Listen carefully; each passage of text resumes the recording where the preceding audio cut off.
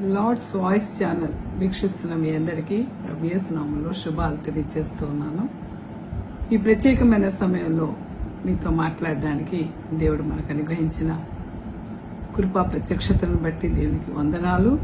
మీరందరూ క్షేమంగా ఉన్నారని, ఈ యొక్క శ్రమకాల శిలువ ధ్యానాల్లో మరి దేవుని యొక్క శ్రమలను తలంచుకుంటూ మరింతగా ఆత్మీయంగా దేవుని సహవాసంలో దగ్గరగా చేరుతున్నారని నమ్ముతూ ఉన్నాను. ఈ సమయంలో మీ అందరి కొరకు అనుదిన ప్రార్థన చేస్తున్నాను. మీరందరూ బాగుండాలని, క్షేమంగా అన్ని విషయాల్లోనూ దేవుడు మిమ్మల్ని ఆశీర్వదించాలి.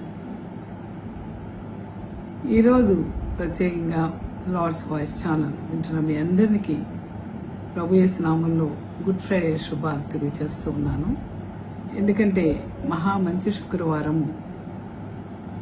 ఈ గుడ్ ఫ్రైడేని ఆచరించడం కొందరు ఇష్టపడరు, కొందరు కామెంట్ చేస్తారు. కానీ అది మహాదేవుని, మన ప్రియమైన తండ్రి తన యొక్క జీవితాన్ని ఆ యొక్క శిలువ మీద యజ్ఞ పశువుగా తను తాను సమర్పించుకున్న ఆ గొప్ప శ్రమ అనుభవాన్ని మనం చూసి ప్రభువు వారి యొక్క శ్రమలో పాలివారమే రాబోయే కాలంలో మరింతగా ప్రభు యొక్క ఇష్టమైన బిడ్డలుగా ఈ లోకంలో వర్ధిల్లడానికి ప్రభు నామాన్ని మహింపరిచే వారంగా పరిశుద్ధాత్మను మనందరినీ సిద్ధపరచునుగాక. ప్రార్థన చేసుకున్నాం. స్తోత్రం ప్రభువా, పరిశుద్ధురాగల మేము తండ్రి, ఈ సమయంలో లార్డ్స్ వాయిస్ ఛానల్ వీక్షిస్తున్న మా ప్రియులందరినీ బట్టి ఈ పాదాలకు వందనాలు. ప్రతి వారిని, వారి కుటుంబాలను, వారి కలిగిన సమస్తాన్ని మీరు ఆశీర్వదిస్తున్న విధానం బట్టి వందనాలు ప్రభువా. ప్రత్యేకంగా ఈ యొక్క లెంటెన్ సీజన్లో ప్రతి ఒక్కరితో మీరు మాట్లాడుతూ ఉన్నారు. అనుదినము మీ వాక్యము, మీ ప్రార్థనా సహవాసంలో వారి భాగస్తులే ఆత్మీయంగా ఎదుగుతున్న సమయంలో పరిశుద్ధాత్మ తండ్రి ప్రతి ఒక్కరితో మీరు మాట్లాడుతున్నారని, రాబోయే కాలం అంతా కేవలం లెంటెన్ సీజనే కాదు ప్రభావ, అనుదిన జీవితంలో ప్రతి నిమిషము మీతో సహవాస అనుబంధాన్ని కలిగి ముందుకు వెళుతూ మీ నామాన్ని మహింపరిచే వారంగా ప్రభు మీ యొక్క సాక్షులుగా ఈ లోకంలో జీవించే కృపను మాకు దయచేయమని యేసుక్రీస్తు వారి మిక్కిలి పుణ్యమైన శ్రేష్టమైన నామం బట్టి బ్రతిమలాడి వేడుకుంటున్నాం తండ్రి, ఆమేన్. పిల్లరా, మరి యేసు ప్రభు వారు అలనాడు 2025 సంవత్సరాల క్రిందట ఈ లోకంలోనికి వచ్చి మనుష్య కుమారుడిగా తను తాను ఈ లోకానికి సమర్పించుకున్నటువంటి మన కేవలం మానవుని యొక్క పాపశాప విమోచనార్థం ఈ లోకానికి ఆయన వచ్చి చేసినటువంటి ఆ మహా యజ్ఞాన్ని బట్టి, ఆ మహా మరణాన్ని బట్టి దేవునికి మరి ఎంతగానో మనం స్తుతులు చెల్లించవలసిన వారమే, ఆయన పట్ల ఎంత కృతజ్ఞత హృదయాలతో మనం జీవించవలసిన వారమై ఉన్నాము. ఈరోజు మన యొక్క టైటిల్ ఏంటంటే సప్తవాక్కుల యొక్క సుక్తావళి. యేసుక్రీస్తు వారు ఆ కల్వరి గిరిలో ఆ భయంకరమైన క్రూరమైన శిలువ మరణంలో తను తాను సమర్పించుకుంటూ తన ప్రాణాన్ని నీ కొరకు నా కొరకు పాపమెరుగని యేసు పాపమే మన కోసం ఈ లోకంలో చనిపోయి మన పాప శాప ఫలితాన్ని ఆయన మీద మోసుకొని ఆ పాప విమోచన క్రయధనంగా మన కొరకు చెల్లించిన ఆ మహాయజ్ఞాన్ని తలుచుకుంటూ ప్రభువు వారు ఆ శిలువలో పలికిన పలుకులను ఈ సమయం మీకు చేద్దామని నేను మీ ముందుకు వస్తూ ఉన్నాను. ప్రత్యేకంగా ఈ యొక్క సప్త సూక్తావళిని కనుక మనం ఆలోచించినట్టయితే మనందరికీ తెలుసు, ఒక వ్యక్తి చనిపోయినప్పుడు చనిపోతున్న సమయంలో ఆయన మాటలు ఏమై ఉంటాయి, అవి ఎంత ప్రధానమైనవి ఉంటాయి, వాటిని మనం ఎంతవరకు అనుసరించాలి, వాటిని మన జీవితంలో ఎలాగ స్ఫూర్తిగా తీసుకోవాలని ప్రతి ఒక్కరూ వారి ఆ యొక్క అంతిమ యాత్రలో వారు ఇస్తున్న వీడ్కోలు సందేశాన్ని చాలా జాగ్రత్తగా మనం వింటాం. కనుక యేసుక్రీస్తు వారు అనేకమైన మాటలు ఈ లోకంలో 3.5 సంవత్సరాల భూలోక పరిచర్యలో ఆయన ఎన్నో కార్యాలు చేశారు, ఎన్నో అద్భుతాలు చేశారు. కానీ ఆ శిలువలో ఆయన మాట్లాడినటువంటి మాటలు మన యొక్క జీవితాల్లో అవి నిజంగా అమృత సూక్తులు, అవి ఎన్నటికీ నశించవు.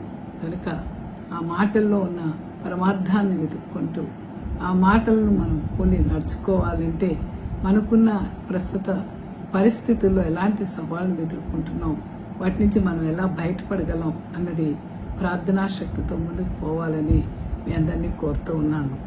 మరి మనకు తెలుసు ప్రభువారు ఆ సిలువలో 7 మాటలు మాట్లాడారు. మొదటి మాటగా, తండ్రి వీరేం చేస్తున్నారో వీరు ఎరుగరు గనుక వీళ్ళను క్షమించుము. క్షమాపణ వార్త లూకాసు వార్త 23:34 మనం చూస్తాం. అలాగే రెండవ మాటగా, నేడు ఇవి నాతో పరదేశంలో ఉండు అని తనతో మరి సిలువ వేయబడిన 20 దొంగల్లో ఒక దొంగ పశ్చాత్తాపం చెందినప్పుడు ఆయనతో ఆ యొక్క రక్షణ సువార్తను ప్రభువారు అక్కడ చాటారు. మూడవది ఏంటంటే, అమ్మా ఇదిగో నీ కుమారుడు, అలాగే తన శిష్యును చూచి ఇదిగో నీ తల్లి అని చెప్పాను. ఆ గడియ నుండి ఆ శిష్యుడు ఆమెను తన ఇంట చేర్చుకునేను. యోహాను సువార్తికుడు ఈ యొక్క మాటను రికార్డ్ చేశారు 19వ అధ్యాయం 26-27 బాధ్యతతో కూడినటువంటి సువార్తగా మనం గమనిస్తూ ఉన్నాం. 4వది చూసినప్పుడు, నా దేవా నా దేవా నన్నేలా చేయి విడిచితివి, ఎలోయి ఎలోయి లామా సబక్తాని. మత్తే సువార్తికుడు అలాగే మార్కు సువార్తికుడు ఈ మాటను రికార్డ్ చేశారు. మత్తే 27:46, మార్కు 15:33-36 చూసినట్టయితే ఇది వియోగముతో కూడినటువంటి వార్త. My God why have you forsaken me అనే మాటగా మనం చూస్తున్నాం. ఇక 5వది ఏంటంటే, నేను దప్పికొని ఉన్నాను అని ఇది యోహాను సువార్తికుడు 19వ అధ్యాయం 28-30 ఒక శ్రమించే లేకపోతే దప్పిగొన్న తృష్ణ సువార్త అని దీన్ని మాట్లాడతారు. ఇక 6వ మాటగా, సమాప్తమైనది అని యోహాను సువార్తికుడు ఈ మాటను రికార్డ్ చేయడం మనం గమనిస్తాం. 19వ అధ్యాయము 30 సంపూర్ణ సువార్తగా మనం దీన్ని గమనిస్తూ ఉన్నాం. ఇక చివరి మాటగా, మరి మొదటి మాట తండ్రి ఎలా మొదలు పెట్టారో చివరి మాటతో కూడా, తండ్రి నీ చేతికి నా ఆత్మను అప్పగించుకుంటున్నాను అని చెప్పి ప్రార్థనతో ఆయన విజయవంతమైనటువంటి కేక వేసినట్టుగా లూకాసు సువార్తికుడు 23:46 రికార్డ్ చేశారు. కనుక ఇది విజయవంతమైన సువార్తగా దీన్ని మనం ఆలోచిస్తూ ఉంటాం. కనుక any person who is dying, his last address is more important. So last final words seem to carry even greater weight. It has the sense of last will and testament through stated in the context of love, not a contract. బైబిల్లో ఈ విధంగా final farewell discourse చేసిన వారిలో యాకోబు అని కనబడతాడు. తన బిడ్డలు చనిపోతూ యాకోబు తన బిడ్డలందరినీ దీవించి ఆదికాండం 47:29-49 వరకు ఆ యొక్క ఫేర్వెల్ అడ్రస్ మనం గమనిస్తాం. అలాగే దావీదు మహారాజు తను చనిపోతూ మరి మొదటి క్రానికల్ దినవృత్తాంతం 28వ అధ్యాయం నుంచి మరి 1-29 వరకు చాలా గొప్ప సందేశాలుగా మనం వాటి గురించి గమనిస్తూ ఉంటాం. తన కుమారులకు తర్వాత తను చేయాల్సిన వారి కట్టడలు, వారి యొక్క ఏ విధంగా ప్రభుని దేవుని ఆరాధించాలన్నది వారు నేర్పారు.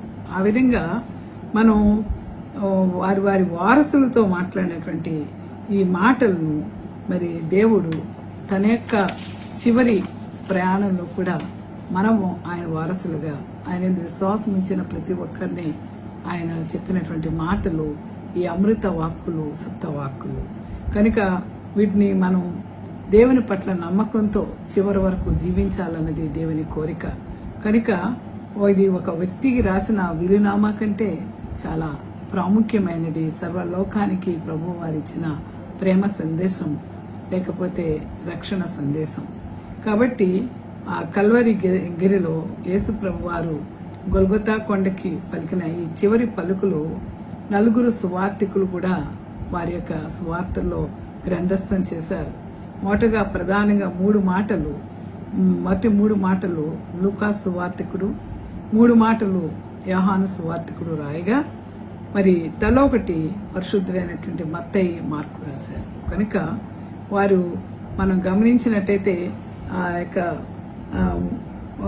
సువార్తికుడు లూకాసు సువార్తికుని మాటలు, అలాగే యోహాను సువార్తికుడు రాస్తే వారు మనం మాటలను బట్టి మనం గమనించేది ఏంటంటే the 7 sayings of Jesus on the cross their circumstances and meaning అనే ఒక బుక్ రాసినటువంటి ఒక బైబిల్ స్కాలర్ ఏం చెప్తారంటే the 7 pre-death sayings do not form a unity but address 7 very different situations. They are not remotely like any other final words ever recorded as being spoken by a leader.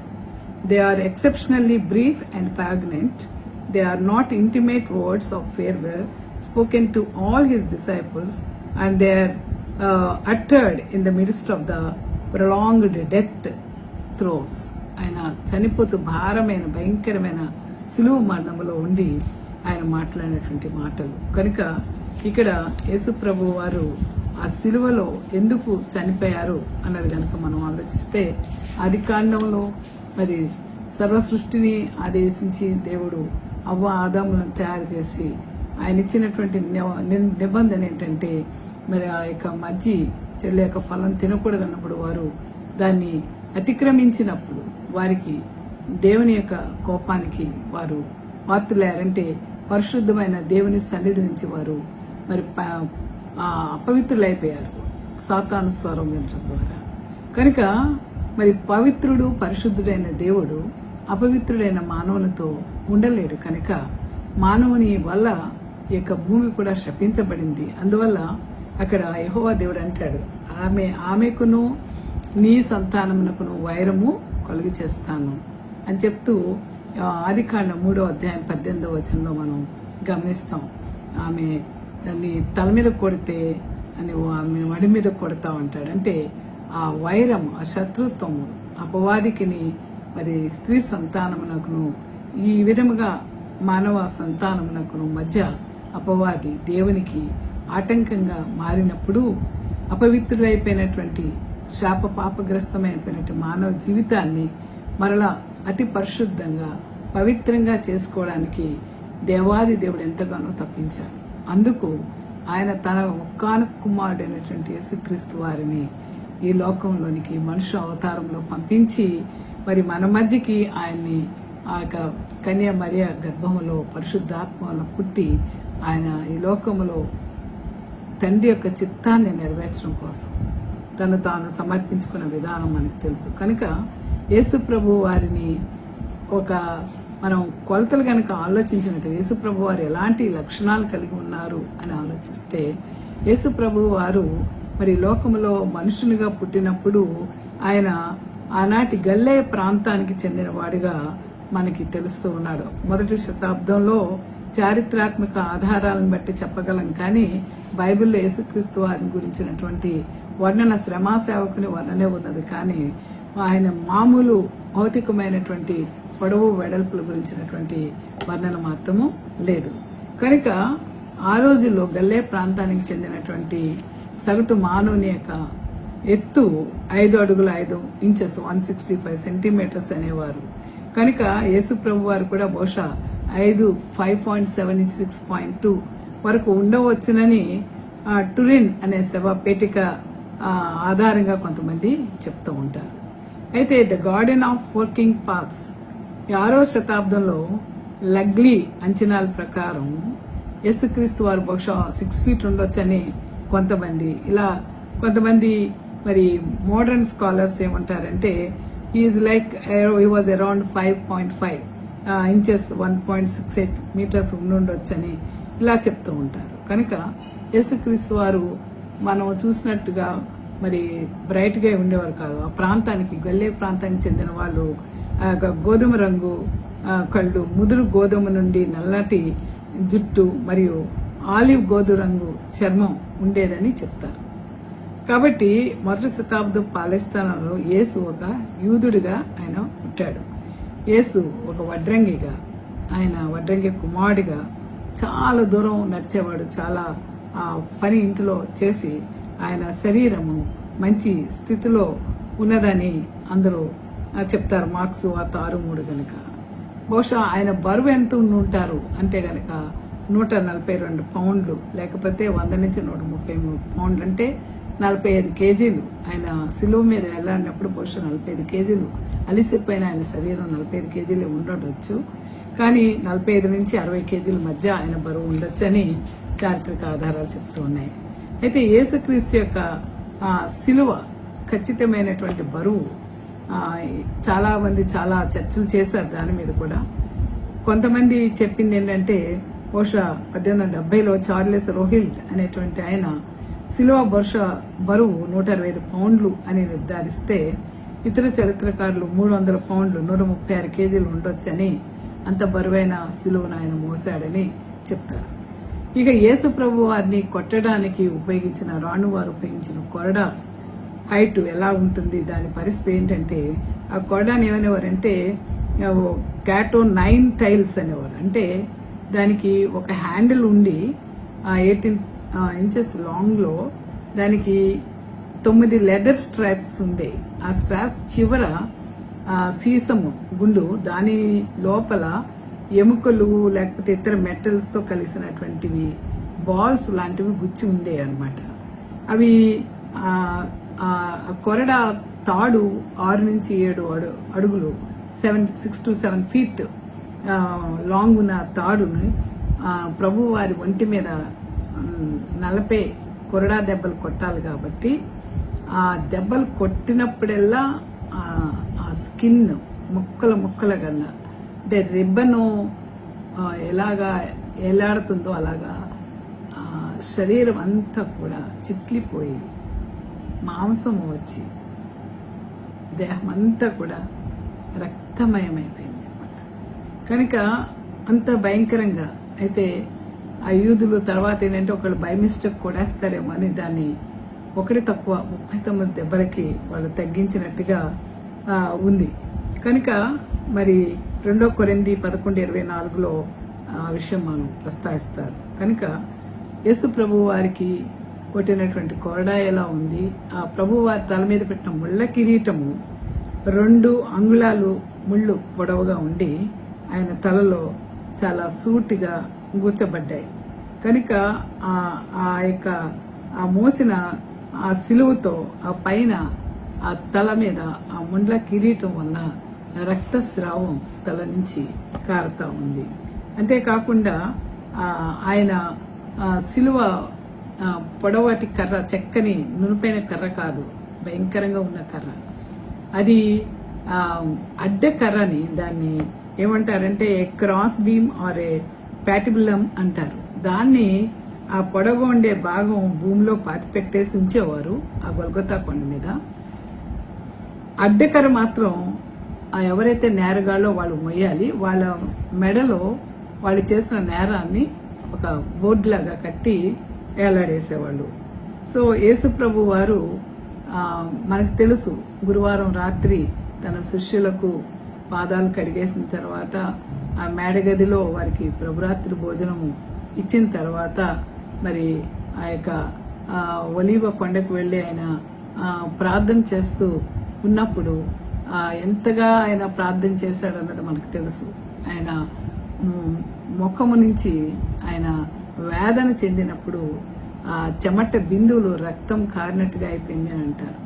అంత చాలా భయంకరమైన వేదనలో తండ్రికి మొరపెడుతూ తన ప్రియమైన స్నేహితులు పేతురు, యాకోబు, యోహానుని ప్రార్థన చేయమంటే వారి నిద్రాభారంతో ఉంటే ఈయన ఒలీవల కొండ మీద రాతి ప్రాంతంలో ఆ మోకరించి, తండ్రి నీ చిత్తమైతే గిన్నెను తొలగించు, ఈ ఉగ్రత అనే గిన్నెను తొలగించు అంటూ చివరికి తను తాను మళ్ళా మానవ కుమారునిగా, మనుష్య కుమారునిగా ఆ శ్రమను తట్టుకోగలనా అనే ఒక రెప్పపాటు కంగారు, భయం వచ్చిన తర్వాత దాన్ని ఆ యాంగ్జైటీని అంతటినీ అణగదొక్కుని తండ్రి నా ఇష్టం కాదు నీ చిత్తమే జరుగును గాక అని చెప్పి తను తాను సమర్పించుకున్న విధానం మనకు తెలుసు. ఆ విధంగా ఆయన అక్కడి నుంచి మరి తను నమ్మినటువంటి యోధా ద్రోహం తెలుసు ప్రభు వారికి, అలాగే తనను వెంబడించినటువంటి పేతురు ద్రోహం తెలుసు.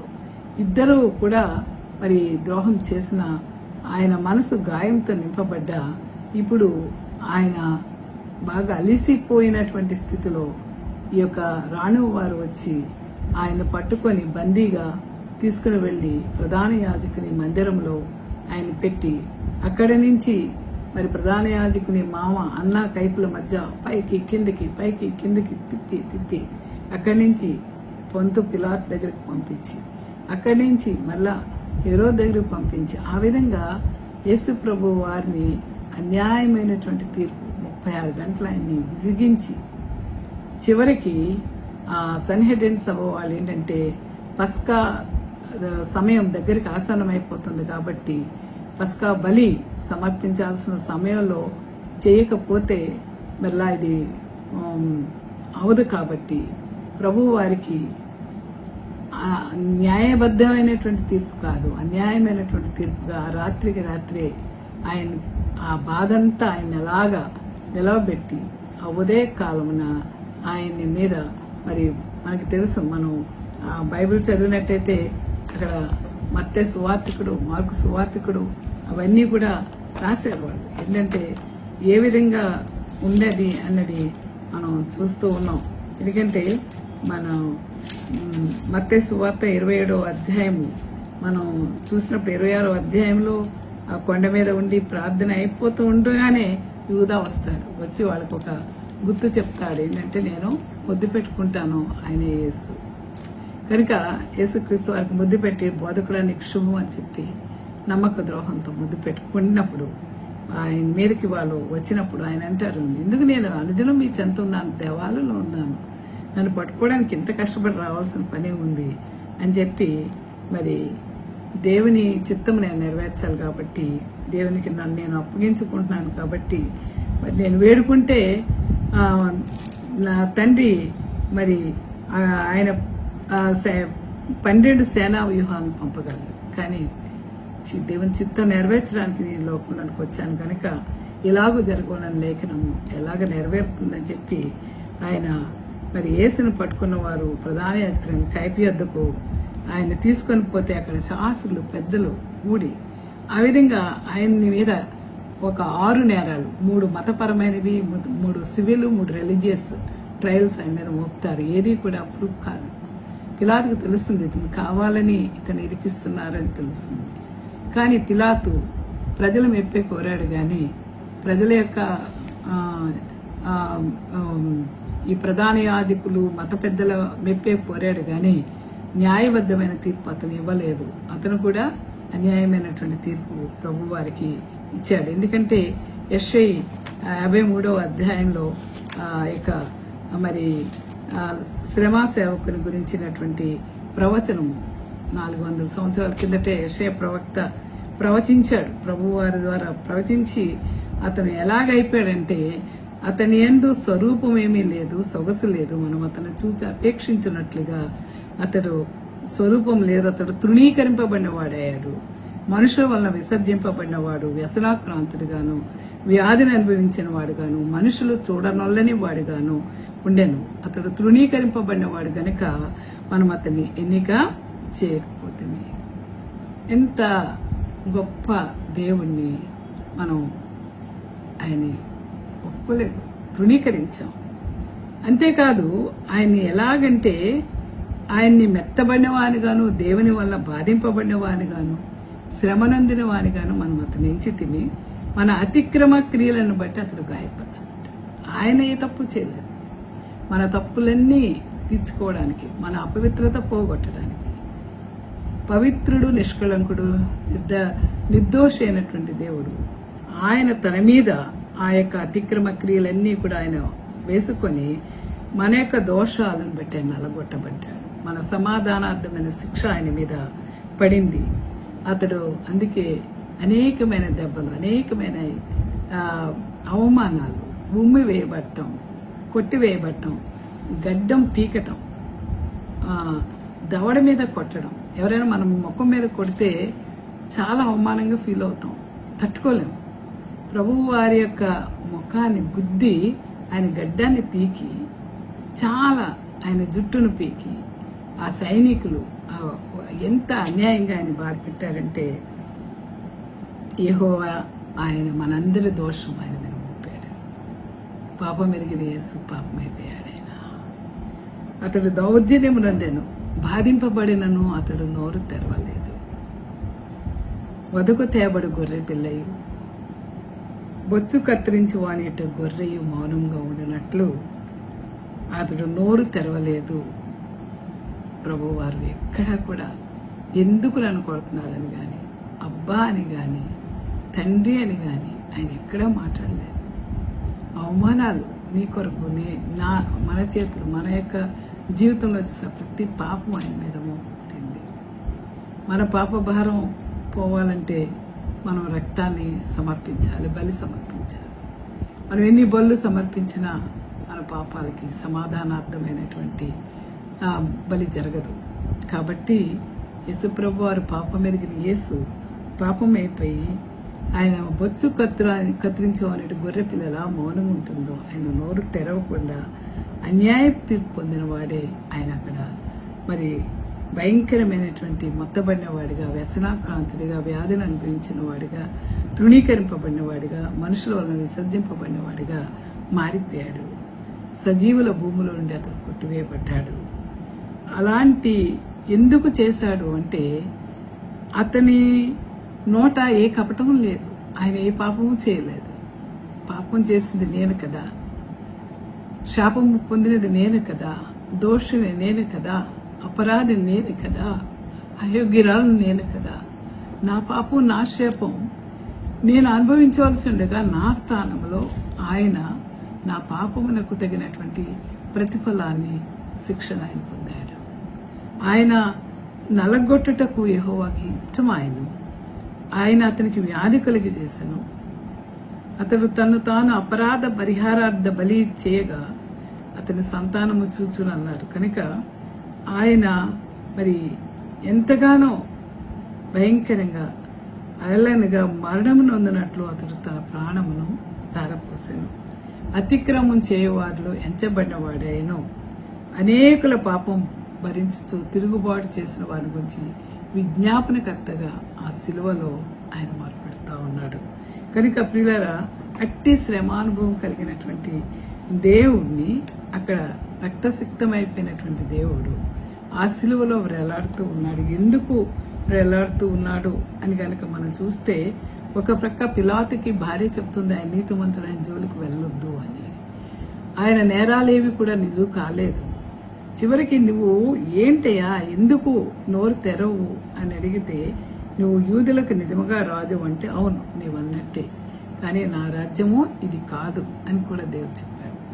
అయినప్పటికీ కూడా ప్రభువు వారిని శిక్షించటము తండ్రి అయిన దేవునికి ఇష్టమైంది.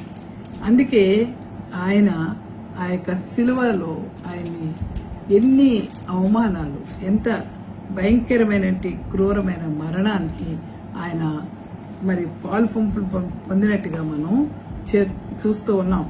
ఆ యేసు ప్రభు వారి ఆ కల్వరిగిరికి ఆయన మరి రక్తసిక్తమైపోయినప్పటికి కూడా 600 గజాలు దూరం ఆయన నడవలసి వచ్చింది. ఆయన వెళ్ళిన మార్గాన్ని వయా డొలరసా అంటారు, వే ఆఫ్ సఫరింగ్ అంటారు. ఆయన చేతుల్లో మేకులు, ఈ అరచేతిలో కొట్టారంటారు కానీ అరచేతుల్లో కాదు. అరచేతిలో కొడితే బ్యాలెన్స్ కాలేదు, ఇక్కడ ఏమి ఉండదు, పట్టు ఉండదు. రోమన్ సిలువ శిక్షలో వాళ్ళ యొక్క చేతులు అంటే గనక రిస్ట్ అన్నమాట. ఈ రిస్ట్కి ఇక్కడ ఒక నరం ఉంటుంది, ప్రధానమైన నరం. ఆ నరంలోనికి ఆ చెక్క మీద పెట్టి మేకులను వారు గుచ్చినట్టుగా మనం గమనిస్తూ ఉన్నాం. ఆ మేకులు కొట్టడంలో రోమన్లు సిద్ధహస్తులట. వాళ్ళు 5 నుంచి 7 అంగుళాల మేకును, సూటిగా ఉన్న మేకును పొడిచారు. మన చిన్న సూది గుచ్చుకుంటే తట్టుకోలేం. ఈ యొక్క నరము రిస్టులో నుంచి ఆ చెక్కలోనికి ఆ సుత్తు పెట్టి కొడుతుంటే ఆయన అమ్మ అయ్యా అని కూడా అనకుండా, ఎందుకంటే అక్కడ శిక్ష పొందవలసిన ఆయన మరణ శాసనము రాసిన వాడు మరణ శాసనాన్ని ప్రకారము మరణాన్ని అనుభవించాలి కనుక తండ్రి యొక్క చిత్తం కోసం తను తాను అలా సమర్పించుకున్నాడు. 2 మేకులు అరచేతులు ఈ యొక్క రిస్టులో దిగిన తర్వాత ఒక మేకు, ఒక పాదం మీద నుంచి ఒక పాదము, ఆ పాదములో నుంచి చెక్కలోనికి గట్టిగా దిగగొట్టి సుత్తి పెట్టి కొట్టి చాలా హీనాతిహీనం, క్రూరాతి క్రూరమైన మరణం ఈ కొరకు నా కొరకు ప్రభు వారు పొందారు. ఆ యొక్క మేకులు తర్వాత కూడా దొరికాయి, ఆ సిలువ దొరికింది. కనుక ప్రియులారా, the crucifixion of Jesus began at 9 AM. 3 జాము అంటే ప్రభు వారి యొక్క సిలువ ఎప్పుడు మొదలు పెట్టారు అన్నది కనుక మనం చూసినట్టయితే ఆయన 3 గంటలకి ఆ యొక్క ఉదయం అయిపోయిన తర్వాత మనం చూసినట్టయితే యేసు ప్రభు వారిని వారు పట్టుకున్న తర్వాత ఆయన్ని తీసుకొని వెళ్ళిన తర్వాత వారు ఎక్కడికి వెళ్ళారు అని కనుక మనం ఆలోచిస్తే అక్కడ అనేక రకాలుగా ఆయన్ని అల్లరి చేసినటువంటి వాళ్ళు కూడా ఉన్నారు. రకరకాల గ్రూప్స్ ఉన్నాయి అక్కడ. ఒకటి రోమన్ సైనికుల గ్రూపు, ఒకటి శతాధిపతి, దారిని వెళుతున్న ప్రేక్షకులు, పస్కా పండుగ చూద్దామని వచ్చినటువంటి అనేక మంది. మరి అదేవిధంగా మనం చూసినట్టయితే ప్రభువు వారిని ఆ యొక్క మరణ శ్రమల్లో వెంబడించినటువంటి స్త్రీలు, మగ్దలేన మరియా, తల్లి అయిన మరియా, మరియా సోదరైన మరియా, మరి సలోమి, వీరందరూ కూడా ప్రభు వారిని వెంబడించారు. ఒక శిష్యుడు యోహాను ఆయన్ని వెంబడించినట్టుగా మనం చూస్తూ ఉన్నాం. కనుక ఆయన మాట్లాడుతున్న ప్రతి మాట ఏంటంటే, Jesus spoke their 7 sayings evidenced in the cross. This was planned to redeem and restore and have sinful condemned humanity. ఆయన ఎలా ఉన్నారు? He is fully God's son and fully son of man. కనుక 1 యోహాను 4:9-10 యేసుక్రీస్తు వారు జన్మించినది లోక పాపను మోసుకుని పోయే దేవుని గొర్రె పిల్లగా ఆయన చనిపోవడానికే ఈ లోకానికి వచ్చారు. కనుక పాపం చేసిన మానవుడు అతి పరిశుద్ధుడైన తండ్రితో తిరిగి సహవాసం పొందడం కోసం తన కుమారుని ఆయన పాపునిగా మార్చినటువంటి దైవం మనకి కనబడతా ఉన్నాడు. కనుక ఆయన అపోస్తల కార్యములు 2:23, 24, 3:13, 17, 4వ అధ్యాయం 28 మనకి కనబడుతూ ఉంటుంది. The cross is the greatest manifestation of God's love and holiness, justice and wrath. అందుకే దేవుడు తన వారిని ప్రేమించి అంతం వరకు వారిని ప్రేమించనని యోహాను సువార్తలు 13:1 రాస్తా ఉన్నాడు. తండ్రి చిత్తం నెరవేర్చడం కోసం ఆయన ఎంతగా శ్రద్ధ కలిగి ఉన్నాడంటే, తన్ను తాను సమర్పించుకొని తాను ఏమైపోయినా పర్వాలేదు అని తండ్రి చిత్తాన్ని నెరవేర్చడంలో హెబ్రీ 10వ అధ్యాయం 5, 7 మరి కీర్తనకారుడు 48 మనం చూస్తాం. ఆయన ఎంతగా స్వచ్ఛందంగా ఆ పాత్రను తాగడానికి, తన ప్రాణం పెట్టుటకును తిరిగి దాన్ని తీసుకోవడానికి యేసుక్రీస్తు వారికి అధికారం ఉంది దేవుని కుమారునిగా. కానీ ఆయన తండ్రి చిత్తము నెరవేర్చడంలో ఆ యొక్క తన ప్రాణం పెట్టడం ద్వారా తన తండ్రిని మహిమపరచాలనుకున్నాడు. He wants to glorify his father. కాబట్టి ఆ ఉగ్రత భరించడానికి ఆయన సిద్ధపడ్డాడు. హ్యారీస్ అనేటువంటి బైబిల్ స్కాలరు అనేక విషయాలు గమనిస్తూ మొదటి 3 మాటలు ఆయన ఉదయకాలం 9 నుంచి 12 గంటల మధ్య మాట్లాడినప్పుడు, ఆ మొదటి 3 మాటలు గనక మనం చూసినట్టయితే ఆయన ఇతరుల గురించి మాట్లాడినట్టుగా మనం చూస్తాం. అంటే నేరం చేస్తున్న రోమన్ సైనికులు, లేకపోతే ప్రధాన యాజకులు, మత పెద్దలు, మరి శాస్త్రులు, పరిసయ్యులు, అలాగే తనను విడిచి వెళ్ళిపోయినటువంటి శిష్య వర్గం, అదేవిధంగా మరి తన అక్కడ మనం చూసినట్టయితే తనని హింసించిన వారి కొరకు, వారికి క్షమాపణ కోసం ఆయన ప్రార్థన చేశారు. హింసిస్తున్న వారి కొరకు ప్రార్థన చేయడం ఏంటి? ఎంత గొప్ప ప్రేమను చూపించాడు ఆయన. కనుక మొదటి 3 మాటలు కూడా ఇతరులను ఉద్దేశించి, ఒకటి తను హింసిస్తున్న వారిని క్షమించమని తండ్రికి విజ్ఞాపన ప్రార్థన చేశాడు. రెండవది, తనతో మరి నేరస్తులుగా ఉన్నటువంటి ఆ యొక్క 2 నేరగాళ్ళలో ఒకరు తన తప్పు తెలుసుకుని దేవుణ్ణి అడిగినప్పుడు, నిత్యము మరి నువ్వు నాతో నేడు పరదేశంలో ఉంటావు అని చెప్పి తన ఫెలో సఫరర్గా అతని ప్రార్థన దేవుడు అంగీకరించాడు. అలాగే మూడవది మనం చూసినప్పుడు తన తల్లి కొరకు, తన స్నేహితుని కొరకు మరి చక్కటి మాట ఆయన మాట్లాడాడు.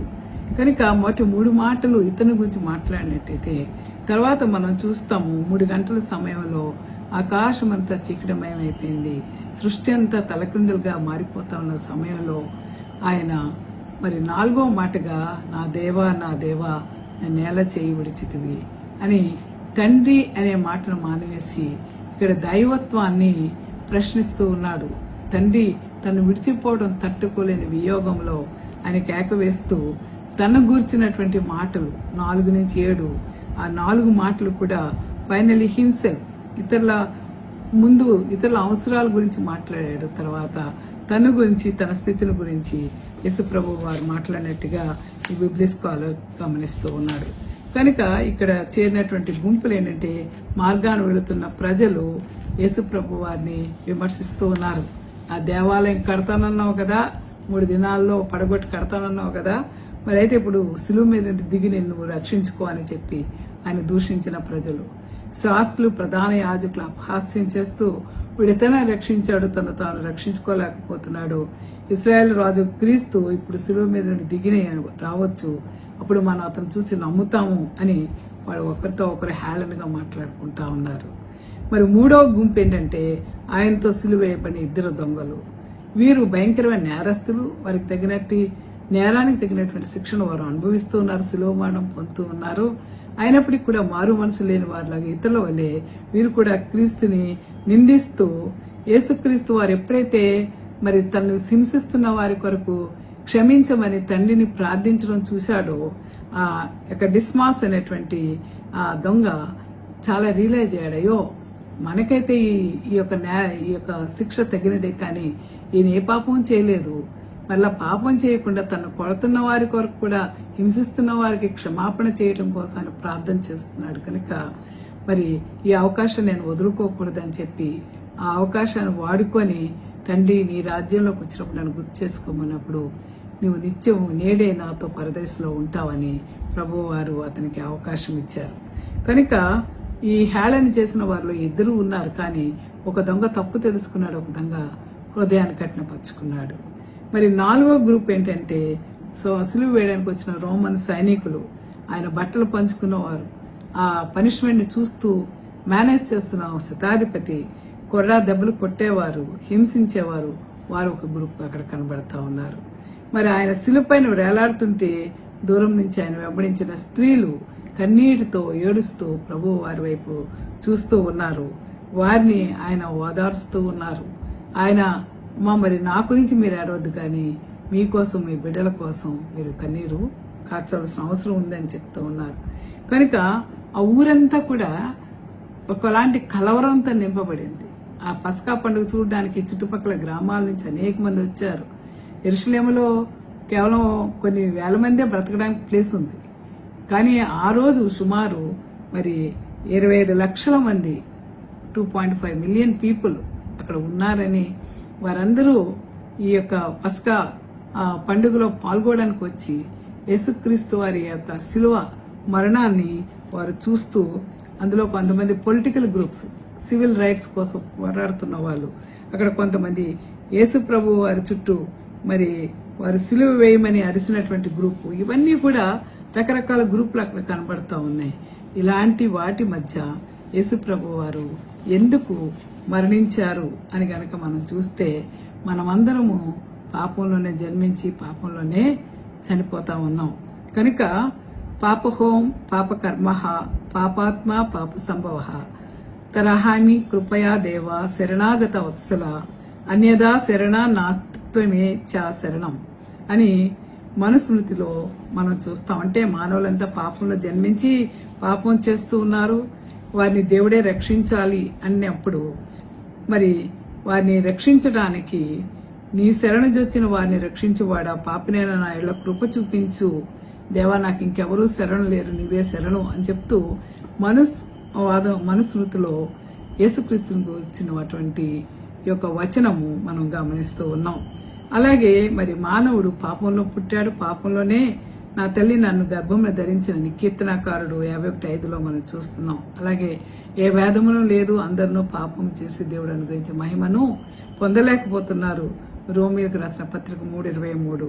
పాపపు క్రియలు, పాపపు ఆత్మ కలిగి ఉన్న మానవులను అనగా పాపులను రక్షించుటకు యేసుక్రీస్తు వారి లోకమునకు వచ్చిన మాట నమ్మతగినదని 2 తిమోతి 11:15లో మనం 1 తిమోతి మరి 1:15 వచనంలో మనం చూస్తూ ఉన్నాం. యేసుక్రీస్తు కృపచేతనే రక్షింపబడతారని ఎఫెసీ 3:5లో యేసు అనగా రక్షకుడని అర్థం. కనుక ఆదాము అవ్వలు దేవుని నిబంధన మీరినప్పుడు పాపశాపగ్రస్తమైన మానవాళిని రక్షించడానికి యేసుక్రీస్తు వారు ఈ లోకానికి రావాల్సి వచ్చింది. కనుక ఆయన గూర్చినటువంటి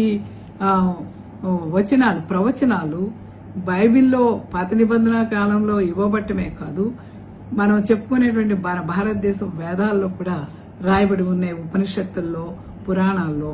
మరి రెండవది ఏంటంటే, మానవుని పాపం తీసివేయాలంటే అది కేవలము మాటల ద్వారా జరగదు. ఒక పాపం యొక్క శిక్ష తీయబడాలి అంటే రక్త ప్రోక్షణ అవసరం, రక్తం చిందించబడాలి. కనుక మరి శతపథ బ్రాహ్మణంలో ప్రజాపతి రజ్ఞ అంటే ప్రజాపతి యజ్ఞం గావించబడాలి అని అర్థం. ప్రజాపతి అనగా రాజు ప్రజలందరి కోసం ప్రజాపతి ప్రాణాన్ని బలిగా అర్పించాలి. యేసు ప్రభు శిలువ మరణం పొందకమునుపు పిలాతు అడిగితే, అవును యూదులకు రాజు నువ్వేనంటే, అవును నువ్వు చెప్పినట్టే నేను రాజునే అంటారు, యోహాను 18:37లో. కాబట్టి ఆయన అనేకులకు ప్రతిగా విమోచన క్రయధనంగా తన ప్రాణాన్ని ఇచ్చాడు. అందుకే శతపథ బ్రాహ్మణంలో ధన్య ప్రజా ప్రతేరర్థమేవ అమర్త్య మాసిదర్థం అమృతం అంటే ఆ ప్రజాపతి సగం దైవత్వము సగము మానవత్వము కలిసి ఉండవలను అని ఉంది. అలాగే ఈ లోకంలో పుట్టినది ఒక యేసుక్రీస్తు వారే.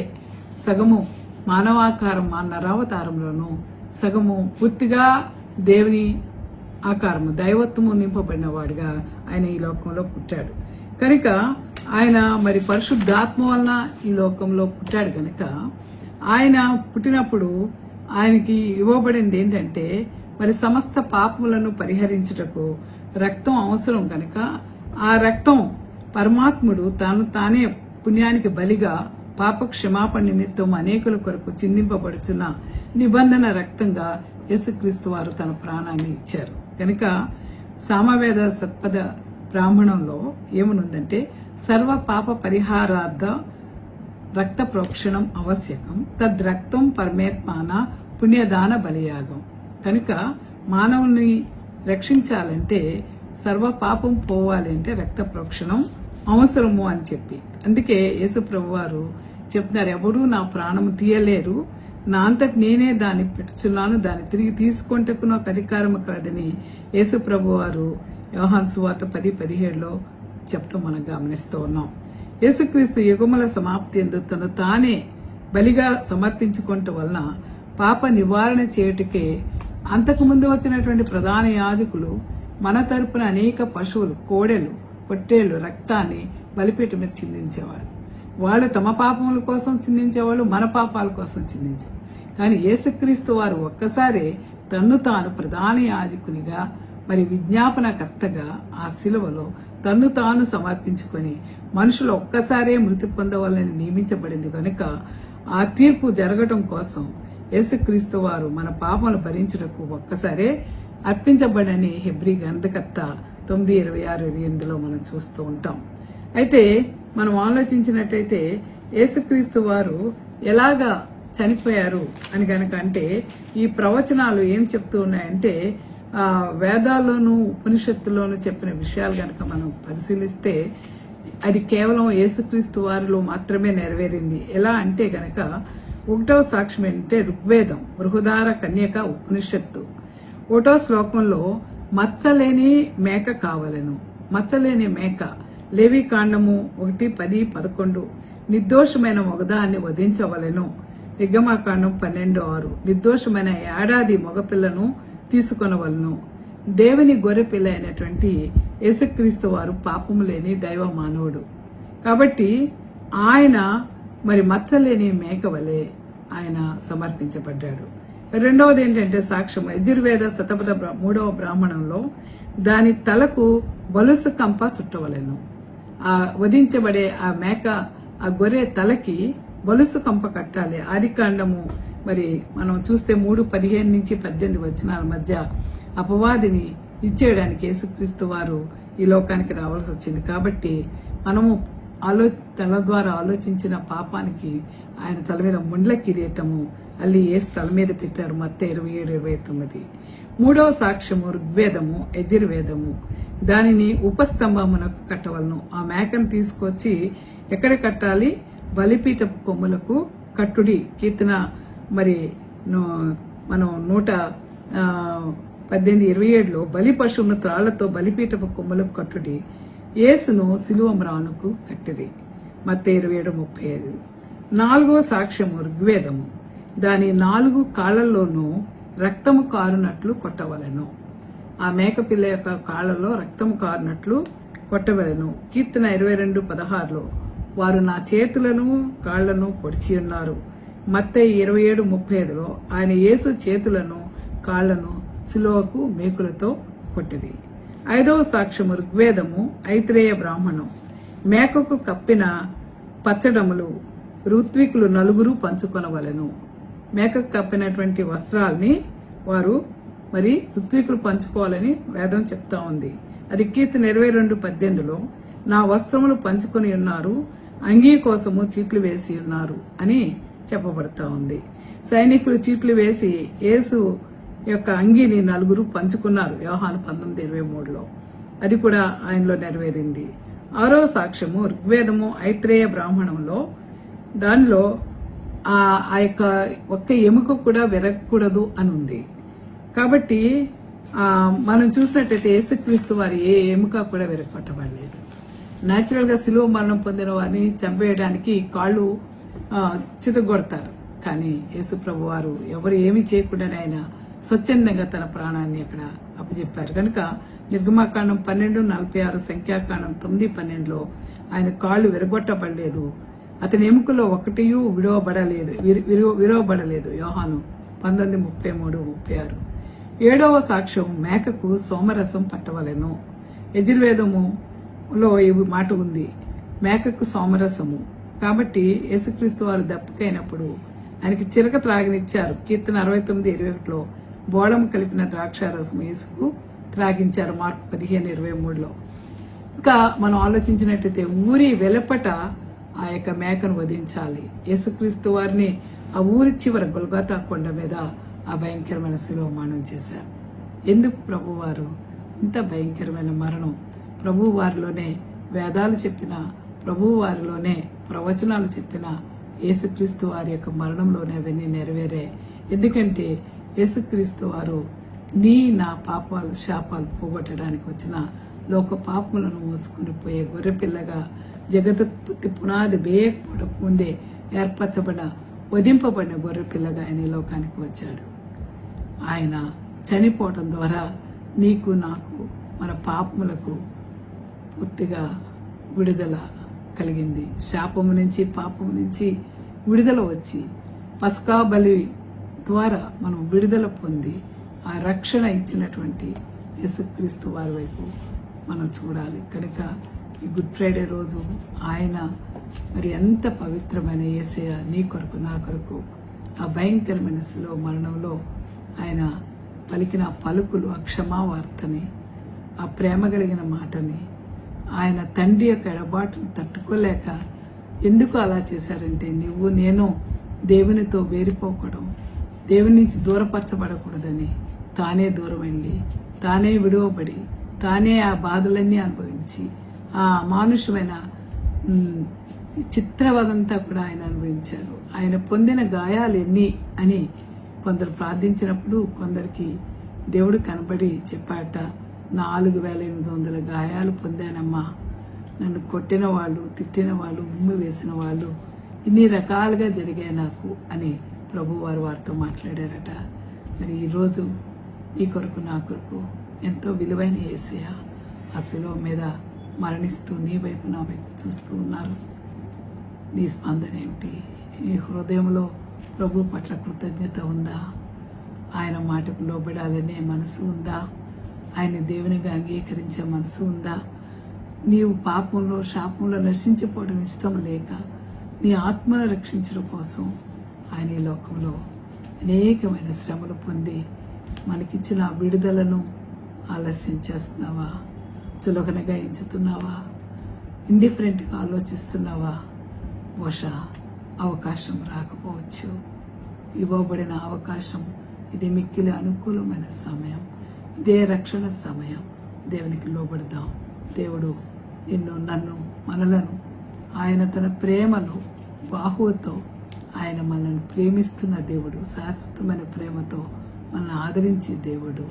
మనకి శాంతిని, సమాధానం ఇవ్వడం కోసం తన జీవితం అంతా కూడా చివరి రక్త బొట్టు వరకు కూడా మన కోసం, మన ఆత్మ స్వస్థత కోసం తను సమర్పించుకున్న ఆ గొర్రె పిల్లకు మనం ఏం చెల్లించగలం? హృదయపూర్వకమైన నివాళి దేవునికి మన హృదయాన్ని చిత్రకిద్దాం. ప్రార్థన చేసుకుందాం. స్తోత్రం ప్రభువా, ప్రత్యేకమైన సమయంలో ఈ బిడ్డలతో మీరు మాట్లాడుతున్నందుకు వందనాలు. నాతో మాట్లాడినందుకు వందనాలు ప్రభువా. మేము నీకేమిచ్చి మరణం తీర్చుకోగలం తండ్రి. గొప్ప దేవుడు, అద్భుతాలు చేసిన తండ్రి నాయన, నీ పాదములకు వందనములు చెల్లిస్తూ మా పాపములను దయతో క్షమించమని యేసు నామమును బట్టి మీకు వినయముగా బ్రతిమలాడి వేడుకొంచున్నాం తండ్రి. ఆమేన్. God bless you.